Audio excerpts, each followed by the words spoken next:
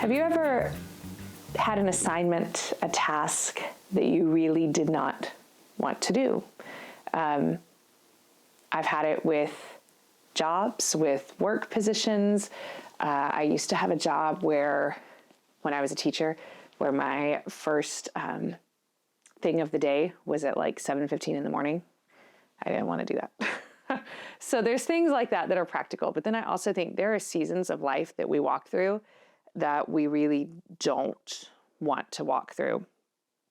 And kind of the premise of our conversation is while we're here. And that kind of implies that here is maybe not the end goal, maybe not where we want to be, subtitle, when life does not go according to plan. So we have our dreams, we have our plans, we have what we want to see happen, and then we have here. And sometimes here is maybe a little bit longer than we wanted it to be, like the Israelites in the wilderness, being there for a little bit longer, a lot longer than they wanted to be. And they didn't handle it super well. A lot of their complaining and their taking matters into their own hands really just extended their stay here.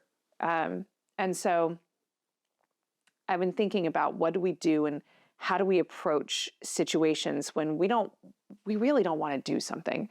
I don't want to go through this. There's a point of suffering in our lives, and we don't want to go through suffering.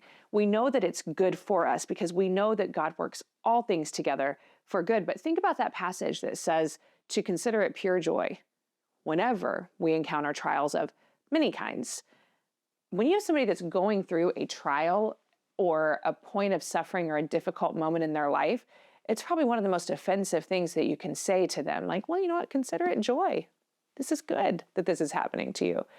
We know that God works all things together for good, but that doesn't mean it feels good. I know when I get up in the morning and work out, it's going to be for my good, but listen, it does not feel good and I don't love it. So there are things that we have to walk through. And the only way to get through it, you can't go around. You cannot go around the valley of the shadow of death, according to Psalm 23. It's when I walk through the valley. The only way to go through these things or to deal with these things is to actually go through them. You ever been stuck in traffic and there are no alternate routes, or the alternate routes would take just as long? Like sometimes it's quicker to just sit in the traffic, just stay in traffic, just get through the direct route. It's not moving the way you want it to move. It's not getting you where you want to get closer or faster, but it is the quickest route. Just because there's traffic doesn't mean it's not the best choice for you. So anyway, I was comforted this week because I thought about that passage that tells us that we don't have a high priest who cannot identify with us, but we have a high priest Jesus Christ, who came from heaven and lived the life that we were supposed to live here on earth. He has encountered every temptation that we encounter. He's encountered the trials and far more suffering than we ourselves can encounter. However, if we are to share in his glory, according to what Romans tells us, then we must also share in his suffering. Yet what we suffer now is nothing compared to the glory that will be revealed in us later. That's Romans 8:18. So anyway, the idea of suffering is also something that Jesus dealt with. And it's easy sometimes to, in our humanity, to look at what he did and go, okay, yeah, but he was Jesus. So like he knew. He was also God. He was a man, but he was also God. So like he knew, I'm going to die, I'm going to go through this, but I'm going to come back. And it's not going to be for nothing. Why is it easier for us to assume, well, Jesus had an easier path because he was also God, so he knew. He told us, I consider that our present sufferings are not worth comparing to the glory that will be revealed in us.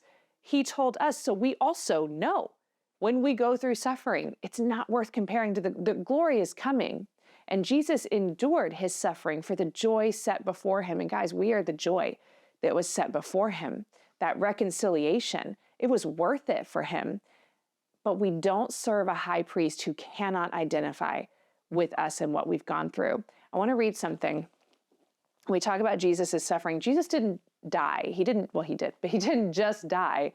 He chose the way of suffering, even when he didn't want to do it. Listen to this. This is Matthew 26, and I'm starting in verse 36, just a couple verses. This is Jesus in the Garden of Gethsemane. And it says, then Jesus went with his disciples to a place called Gethsemane, and he said to them, "Sit here while I go over there and pray."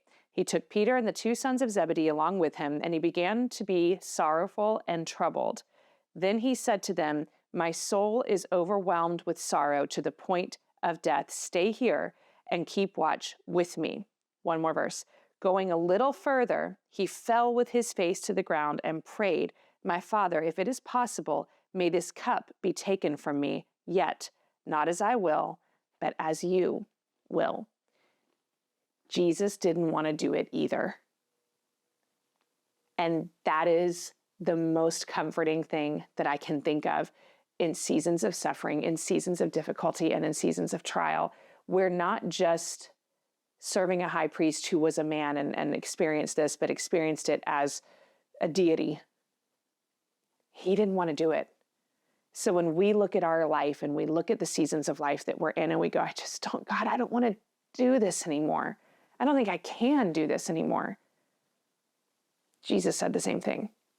I don't want to do this. But if we want to get through and share in his glory, according to what Romans 8 tells us, then we have to respond the way Jesus did. Yet not as I will, but as you will.